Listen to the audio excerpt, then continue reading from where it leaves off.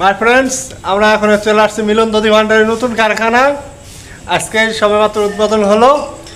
দেখুন, আজকে নতুন কারখানায় চলমান কাজ চলছে এবং আমি আপনাদের দেখাবো। দেখুন, কারখানাটা খুবই সুন্দর এবং খুবই অনেক জায়গা নিয়ারেস্ট, খুবই হচ্ছে কাজ করে খুবই শান্তি। দেখুন, এখানে যে মিষ্টি রেখে দিয়েছে,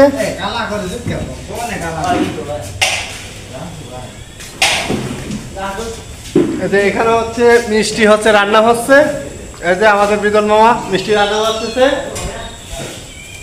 এখানে আরেকটা সুবিধা হচ্ছে দক্ষিণার হাওয়াটা খুবই ফুরন্ত বাতাস পাওয়া যায়, একবারে প্রাণ মন দুটাই ঠান্ডা করে দেয়।